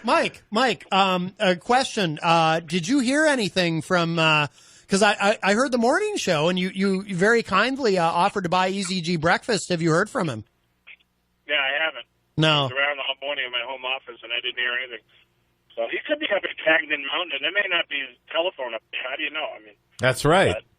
Who knows? Who knows what? Yeah. Oh. Who knows? He could be on a sailboat in Bermuda right now. Ooh. How do you know? I think he's actually having a good time. I think he's with family right now doing a summer thing. I honestly think he's fine. Yeah, I hope so. Right. Out by the lake, laying by the lake, not listening to radio, not listening to anything. So, who knows? No. Anyways, Matt, good show as usual. All right, Mike, thank you for the call. Yeah. Take care, Mikey. Bye-bye. All right, that was Mike Doyle, and of course you can often hear Mike Doyle on the morning show. He was on this morning, and it was very nice. What was that? What's going on over there? That wasn't over here. Oh. Mike very kindly offered to buy EZG breakfast and, make sure he's doing okay, and even gave out his number on the air. his cell phone number. But wow, really? And then his phone kept ringing, but it turns out it wasn't Easy G. Wow. But give out your phone number on the air. Yes. Wow. Yeah. It's amazing. Yeah. Well, but yeah. So I hope it's just weird. It's just weird that. Let's call Eric right now. I don't have his number. Can we call out? I don't. Oh, I think we're getting another call in. Maybe this is Easy G. Easy G. Hi, welcome to Matt Connarton Unleashed. Who's this? It's the anti-Mike Doyle call. Yes, Fred. Fred Bonick from the You Daily knew it was Ripple. coming, right? You could. I just. Somebody needs to fact check that boy. Yeah. All right. Yeah. First of all, the economy. Donald Trump has made less jobs by millions than in his first 28 months than Barack Obama did in his last 28 months. Mm-hmm. By millions. I mean, literally, at least 1 million less. Right. All right. So the unemployment has moved 1% under Donald Trump. It moved 5.6% under Barack Obama. So, it's always about, well, it's at the lowest. Well, what was it before he started? Right. Right. Yeah. That's an important part that they do. The other thing about Donald Trump and his geniusness, I don't know where to begin on that one.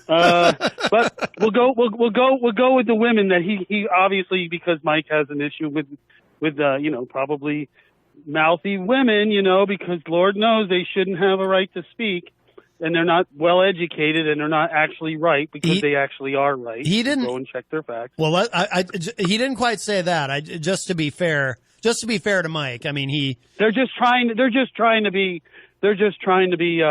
noticed or something. I think that was his. I think loud and bold is what he said. Yeah, that's it. Which I think is a compliment. I think it's a compliment too, but I don't think he meant it that way. He didn't mean it that way in this context. No, but right. Yeah. And again, that was a racist thing. Donald Trump is a racist, and anybody who still supports him is a racist. And no kidding, because if you still support him, hey, dickhead, that's an old stripe. Hey, dickhead, my sister supports Trump, and she's not a racist. So why don't you shut the F up, okay?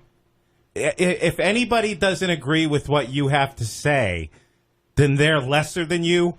Why don't you get off the phone and go away? You are a moron, and I hate you the more I hear your voice. You sound like a tool who sits there and doesn't have a girlfriend. And whoever doesn't believe in what you have to say, you know what? You anger me. And I want you to come down to the studio right now so I can introduce myself to you.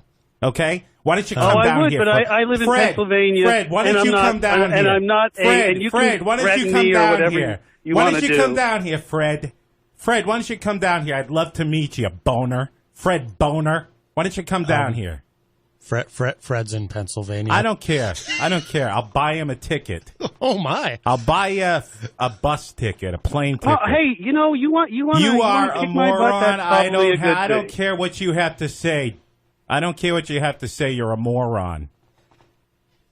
You have a blanket opinion. No, I don't care what you have to say. Well, I'm not a Trump supporter. I'm not a Trump supporter. I'm not a Trump supporter. Why don't you get out of here? Why don't you get lost? I'm sitting in the studio. I'm not in Pennsylvania, moron. Well, you gotta let Fred respond. But although what's funny don't, Matt. What's funny though is you guys probably agree on pretty much everything politically. I probably do, but I'm not going to sit here and call. Anybody a racist who doesn't believe in the same things I do. He's a nitwit. No, I'm not. Oh, I don't care what you believe. I'm saying if you still support what Donald Trump does, which is obviously racist, you're a tool. Then that makes you a racist. You're a tool. You're an absolute tool. I may be a tool, but I'm probably not the tool you think I am. Why don't you go down? Why don't you go downtown and pick up some homeless people and let them go live with you, Jesus? I hate you. I really have hate in my heart. It doesn't matter to me. You think you're a holier than thou moron. You're a holier than thou moron. That's it. That may be. That may be. But I'm right on this. Oh, so what? Go away. What? That people are racist because they believe what Trump believes in? That people who still support him as he endlessly spews racism You're a and dick. has been proven to be racist. You know what? Obviously are racist if they continue to support him. If they speak out and say, no, this is not allowed, then maybe they can prove that they're not racist. But if they go along with it, then that's, it's the same thing. That's how it works. You've if you convinced continue me. to support the guy who's doing racist things, that's what you are. You've convinced me. You're a dickhead. You've convinced me. Well, Mike Doyle. Well, that's great. Mike Doyle did say he didn't like Trump's comments. Sure, absolutely. Right. But he if you still didn't continue to say support that he this was a guy, racist. As he does these things, that's the point. Right. Fred, come on up to Manchester. I'd love to meet you. We I'd should love discuss. to come up we to should Manchester. discuss Why? this in person. You think you're going to kick my butt? No, is that your I'm goal? not a Is that what violent you're saying, my friend? I would love to meet you in person. It'll be funny the next day how that'll all turn out for you. I would love. Why? Well, how would it turn out, silly? What are you going to Well, beat you'll be me like up? beating up. Here's how the news will handle it. You're going to beat and me I'm sure up? because unlike you, I actually do the news. So here's what I'll do. It'll come what out are you like going this. to do? You beat up a 60-year-old handicapped Beat you up. What gold is this star beat dad. you up? That's how it'll go. What is I mean, this that's how beat it's you going to up? go. That's how they're going to see it. I would just That love you to. didn't I would like love to see what a because retard you looks in threatened me person. on the air. That's how it's going to go. Threaten you on You're the going air. to say that, right? Threaten you on the air? How is that what you're going to say? I mean, is that what you're doing? How is wanting to meet you in person threatening you on the air? Well, no. I'm just saying, is that what you want to do? You want to beat me up? Is that your goal? No. I would love to meet you in person and discuss this with you and see what a Oh, genius I'm looks sure like in that's person. what you would like, and we're discussing it now, but you keep telling me to shut up. So that logic isn't going to work. Yeah, no. Not wanting to talk to you on a radio show and meeting you in person to see what a genius looks like who You can gives go to a my blanket Facebook. opinion. It's up right there. I who got gives plenty a of pictures blanket of me opinion with and calls everybody that people- you've never met. What? I'm sorry, what? I can't hear you. You're babbling now. What? Oh, you got something in your ear, your finger? Yeah, I got my finger in my ear, Fred. That No, must be. I I'm would speaking rather, clearly. Are you not speaking clearly? I would rather discuss Don't you love this, this Matt? This is in what makes person. good radio. I I would do. rather discuss this with an idiot in person than on a radio show who says whoever Well, believes then what look in the Trump mirror. believes If you're is a looking for an racist. idiot, look in the mirror. Oh, yeah, it's that there you easy. go. It's simple. You just There go you to the go. mirror and say, "Oh, I want to see an idiot," and magically it'll appear. That was good, Fred. It was. That I know. was I'm good. pretty That good was at this. I've been doing funny. it for 22 years, so keep going. That was good. You're a journalist? I would say I am if I'm in the Wow. top 30,000 of all That's websites good. in the So U.S. what are you doing sitting on a couch right now listening to a radio show? I'm not sitting on a couch. I'm in the backyard talking to my chickens. Oh, well, that's great. They listen to the radio show At one with of my you? many homes. How many you got? You got 4? I got 4. You got 4? Come on, let's go for it. Got 4 Let's tell me what? about me. You got Let's 4 tell what? me about 4 me. chickens? Tell me how wonderful you are. Let's talk about you. Tell me about what you are. Your achievements. Tell me your achievements. My achievements? I've been retired since I was 41. How long you been retired?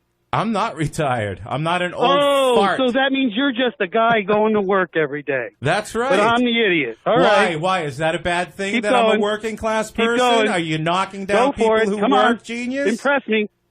Impress me with your stuff. I don't need to impress you, Fred. You're a loser. I know, but you wanted to tell me about it in face to face. I'm an idiot. Fred, I don't want to meet you in person to try to impress you. I just need to meet the kind of person who decides that Matt's everybody. met me. Ask You see, him. you don't He knows even I'm want a to nice let. You don't guy. even want to let me talk. You're an a-hole. I got to vouch for Fred. He is a very nice man and very Well, smart. Yeah, well, why doesn't he let me talk then? Well, actually, you've been talking more than he has. Why does he not let you talk when you're talking? Oh boy. Yeah, but when I That try was to fun, talk, huh, Matt? when I try to talk, you talk over me. Well, we are out of time. Well, there, Matt. We ended a good one. Thank you. And have a wonderful day. And one day I will come up north and I will meet you, and you can get your picture with me. I How's that? can't wait. I can't wait. Come on up, Fred. It'll be fun. I'm sure it You will. and I can have a nice long discussion, maybe over a pizza or some chicken. No, I'm a vegan. I don't eat pizza. Ah, figures. Yeah, it figures because it's actually a good Have way a to nice. lose We'll weight, have a so. nice big bowl of lettuce. Okay, buddy. All right, buddy. Well, Matt, all I can say is all you can just let them say know, is, you know, all if you they, can if say they is that continue to people support are this guy, racist. they will be considered Racist. Yeah, they're going to burn in hell if they support Trump. Thank you. Go away. No, get a tattoo that says it, all right? Yeah. I'm going to get a That'd be tattoo good. that says One on your arm Fred. that says MAGA. It'll be easy to spot when the left takes power. Right. Oh, all right, have a nice one. all right, Fred. Thank Goodbye, you, Fred. Thank you for the call. All right, that was we're actually off the air live. I had to switch it over, but it's still recording. I didn't want to end that prematurely because that was great stuff. Sorry, man. No problem. All right. Well, we got to go. We're out of time. We're over time. Come on down to the Hop Knot at 1000 Elm Street, Manchester's premier craft beer and gourmet pretzel bar. Tell us more, Trudy. We make our dough fresh every day. We make a variety of styles of pretzels and serve craft beer, cocktails, and a few bottles of wine. We do the traditional pretzel, and we have multiple flavors for that. We also do stuffed pretzels, pretzel sandwiches, free dessert pretzels, and pretzel knots. The Hop Knot in the Brady Sullivan Plaza at 1000 Elm Street. Hey everybody, welcome to Matt Connarton Unleashed for Friday, April 3rd, 2020. And what we're going to do today on the program as we continue to pre-record during the stay-at-home order here in New Hampshire, we're going to do another best of to close out the week. This is going to be the best of Matt Connarton Unleashed, Volume 31, Best Arguments. The best arguments in the history of the show, Part 3. Yep, I told you we had enough to do a trilogy of the best arguments in the history of Matt Connarton Unleashed. And then when we return on Monday of next week, we're going to have an all-new show for you.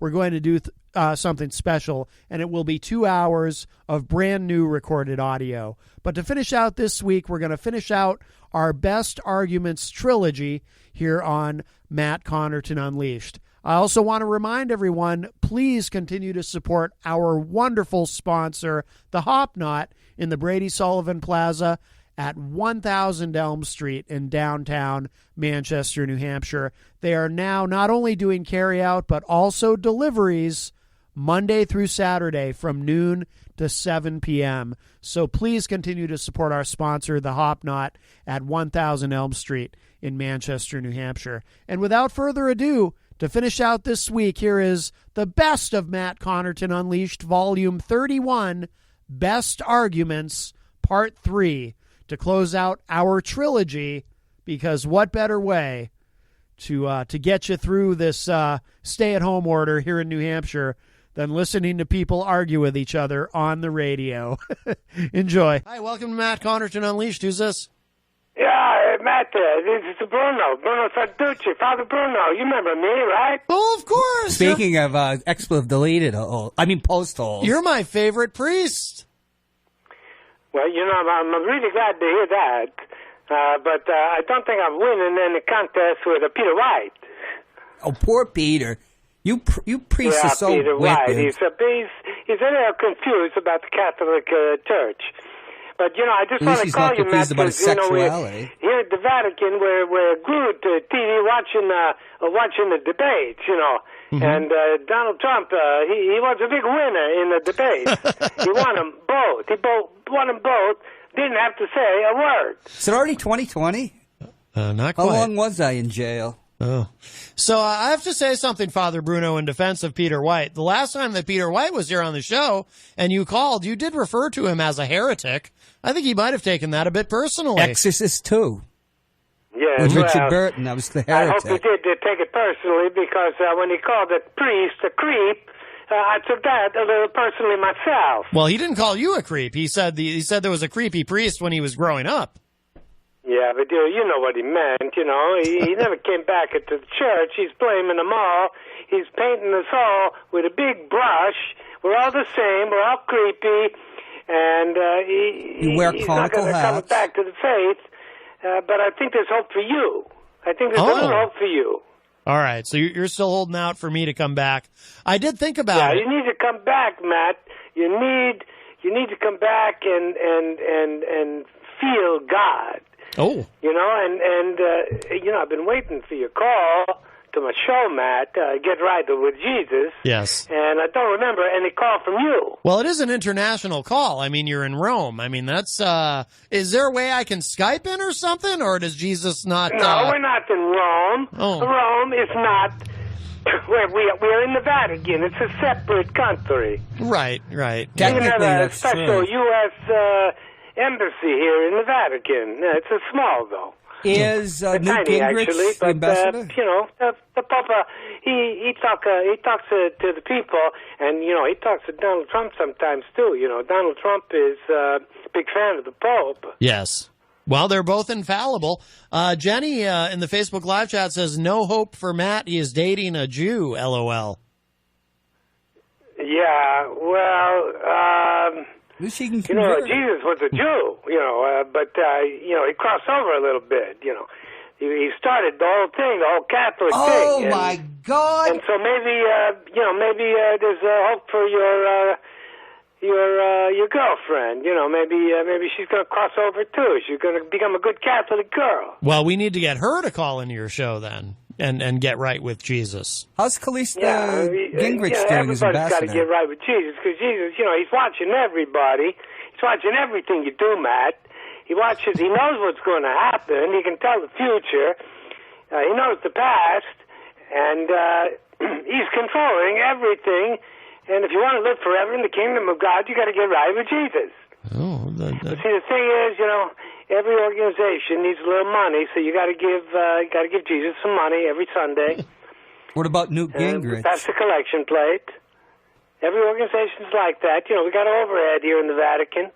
It's not free to run this big cathedral. You've probably been here, and nearly everybody has. Yes.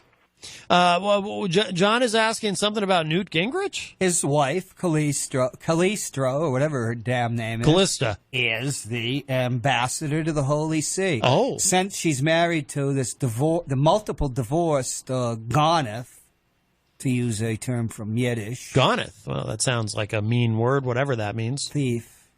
Oh. Yes, Newt Gingrich. I've never had the pleasure of talking to the ambassador.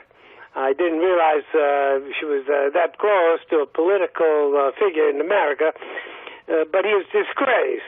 He's a disgraced political figure. And I'm going to have to talk to the Pope about this because maybe we need a little better ambassador here, somebody that shown better character. But, things are different these days. You can be married 2 or 3 or 4 times now. Not in the eyes of the church. If you're Catholic, you can't do it. But we believe one man, one woman. That's the motto here in the Vatican. Yeah, but you can one get man, marriages one annulled, woman. right? That's the scam. Marriage forever. Yeah, John is saying, but you can get marriages annulled, right? That's the scam. It's like my you got to cousin. pay a lot of money for her that. husband divorced her, then gets it It's annulled. kind of a side deal that we started about 9 centuries ago. It's a loophole. You got to. If you're right with Jesus, we look at it, but it's not easy. And I'm going to tell you, it's not cheap. Oh, that's what I've heard. What rhymes with Yeah, loophole? you got to pay. You got to pay. Every country, you got to pay. That's the way religion is. In every religion, every organization, Matt. You know this. The world don't run on good works. The world runs on money. That's true. Yeah, it's unfortunate, but the world runs on money. You need money to get anything that you want, and if you're going to spread the good news, it takes some money. Even the Catholic Church. Have you been to our website at the Vatican? I didn't know you had a website for the Vatican. Oh no, it's a multi-million-dollar website. We got the best. We got the top people. Putting that website together. And you can go to me. You can press many different buttons. You can hear the Pope talk about anything. Wow. But lately, he likes to talk about Donald Trump, and the good things he's doing for America. Hey, he's I'm on the alleviating committee. taxes. We get to decide what the Vatican invests in. We got an investment portfolio. You're tax-free. So not paying taxes brings us closer to God. Oh. And that's Trump's genius, you know. We need more tax cuts to make us more godly. That makes sense, yeah. Right. Oh, yeah. To get right with Jesus. Well. Yeah. What's the but, sovereign debt of the Vatican? This guy, I don't know him. Who is he? Oh, that's John Hopwood. He's a Protestant. Yeah. None of your that bull guy. works on me. Yeah, the short one. Mm-hmm. Yes. Yeah, I think he insulted me the last time. That's what happens on your show. Everybody insults me. I don't understand why. They insult me. They insult the church. It's very disrespectful. I think I'm. But that's America these days, right? Everybody's insulting everybody. I think I'm pretty respectful, Father Bruno. Well, that's your opinion, Matt. Well, I know you didn't get right with Jesus. You told a bunch of stories about how you strayed from the church. That doesn't sound like you got too much respect for the church. Well, you guys got to fix some things, I think. What are those buttons that are... the buttons? Yeah, can you, hit the button and then... I don't know what you're talking about. Yeah, we got... You can hear the Hallelujah chorus on one of the buttons. It's a really good rendition. And... we got a lot of things going on, but... Do you have a happy hour at the Vatican? Let's get back to the debate. Do you see the debates, Matt? Do you see the debates with Kamala...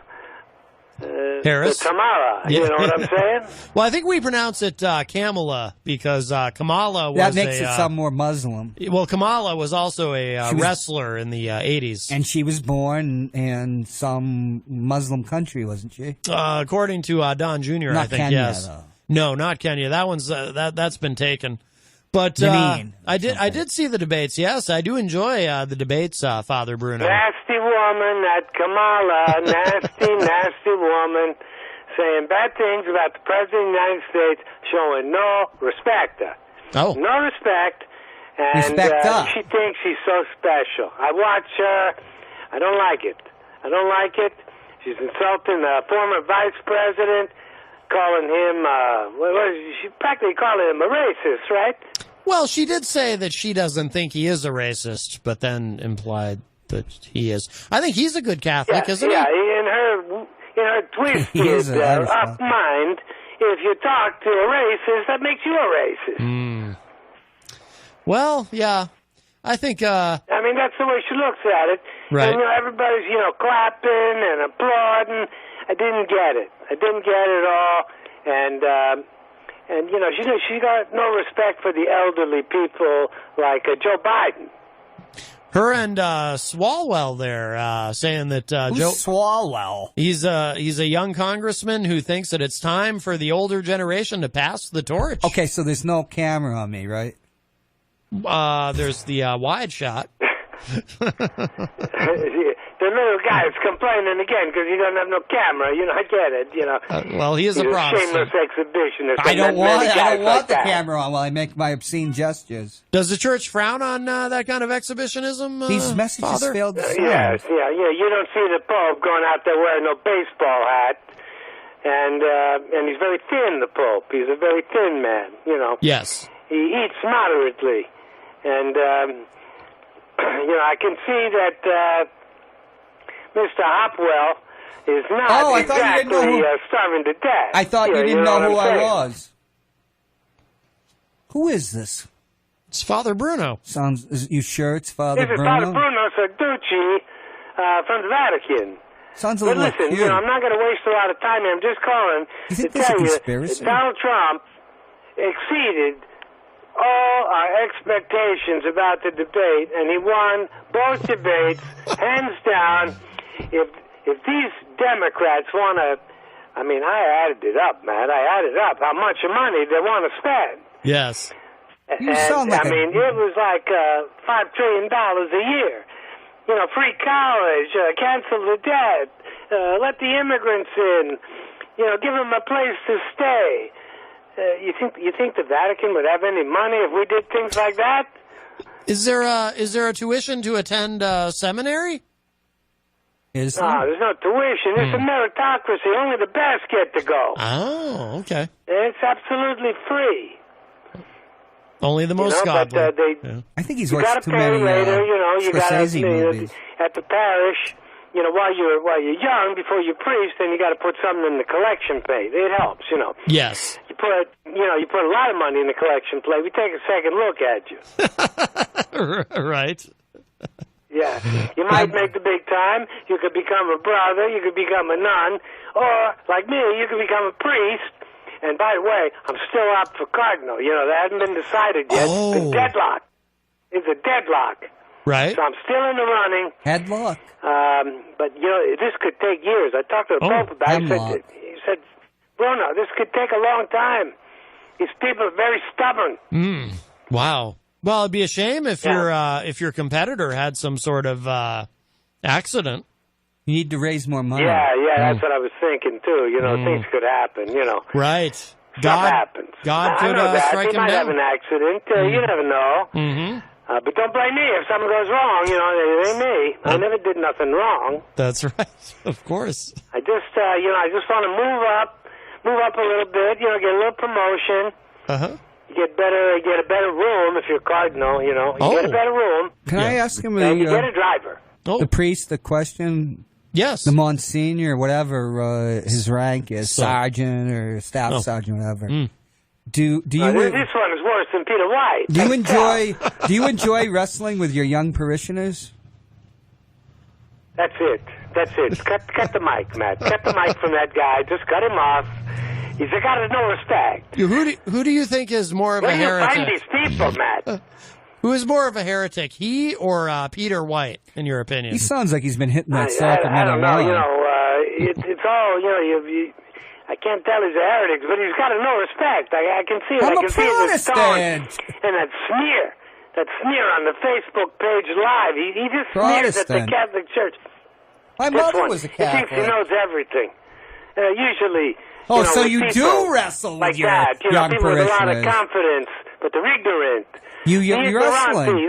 that's what he is. He's a member of the ignoranti, but he's got a lot of confidence. Confidence and ignorance. It's not a good combination. What a character, of life. Matt. A wrestling defrocked priest. Wouldn't that be a character No, he's for smug. wrestling? He's smug. He's condescending, just like you, Matt. It's been done. Oh, There's been a my work is wrestling cut out for defrocked me. I don't priest? think trying to save people like that's not easy. I almost said the S word. Oh, my goodness. Wow. There's been a Too much priest of that the was a first. But wrestler. listen, you watch the man, debate. the ultimate You got to entertainment. admit, Matt. Better than you got to admit, boxing. Donald Trump won both those debates, right? Oh, clearly. Is that the way Yes. you see it? He likes wrestling, too, Donald Trump. Yes. Big fan of wrestling. He's in the WWE Hall of Fame in the celebrity wing. He was going to, he challenged Hillary Clinton to a wrestling match. Yes. Unfortunately, one of the other things she just couldn't deal with. That's right. Her problems with the patriarchy Okay. are monumental. He's a talking nonsense, like most of your guests, Matt. He's a talking nonsense. But He's listen, a let me talking- just leave you with this. Where did you get the terrible Kamala accent? Harris, she move her up in the polls. She move her she's up. like a 17%, right? Right. Oh, Hillary? No, Kamala. She got a big boost from that exchange with Biden. That really helped Yeah, her. she's like a 17% now. Humped But her? Donald Trump is a very solid 43%. Yes, that's Yeah, true. so I don't think Donald Trump's got anything to worry about with Kamala the Tamil. You know what I'm saying? Well, especially with Jesus on his side. She's a Tamil? She's from Sri Lanka. Was she born in Sri Lanka? I'm not sure. Matt, He just cut the called mic her a- with that he guy. just You called know, her a Tamil. It's not funny anymore, Matt. Just cut it off and dismiss him. Okay? Why are you listen, priests listen. such I got a bullies? meeting I got to go to. I can't spend any more time on this. You got your guest who wants to talk a nonsense, so you can talk a nonsense Go have with some him. more of that but rosé not the Father wine, Bruno. buddy. Goodbye, Matt. All right. Goodbye, Father Bruno. Did Thank he you for the call. Kamala Harris a Tamil? I don't know what. I couldn't tell. Well, I thought she was part Indian, subcontinent Indian, wasn't she? She might have been born in, Pakistan or someplace, secretly. We could be the first people to put that out. I think someone already beat us to that sort of broader concept that she might not be an American. When did they beat us? Are you serious right now? Because you haven't been watching the news? Do you not know about the Don Jr. thing? No, I haven't really watched You really anything. don't know? Oh, yeah, Don Jr. already a couple days ago tweeted something out about. No, I am, because I'm just making this up. Oh no, this really so happened. That was your reaction. See, I don't know. I've been following stuff. Don Jr. tweeted something out. This article claiming that it's the new birtherism, claiming that Kamala Harris isn't actually American, wasn't. I bet it's true, and isn't eligible to run for president. He is the son of the first magistrate of the American Republic. Well, that's true. How could he, he can't lie. He ended up deleting the tweet because I think somebody got in his ear and said, hey, dummy, she's not the nominee yet. Wait until she has the nomination before we go full racist on her. How is that racist? He's doing the same thing that they did to Obama with the birtherism. Well, we're talking about nationalism. And it's not even true. How do you know it's not true? She was born in Oakland, California. Oh, was she? Yes. Another place, which is even more remote than Honolulu.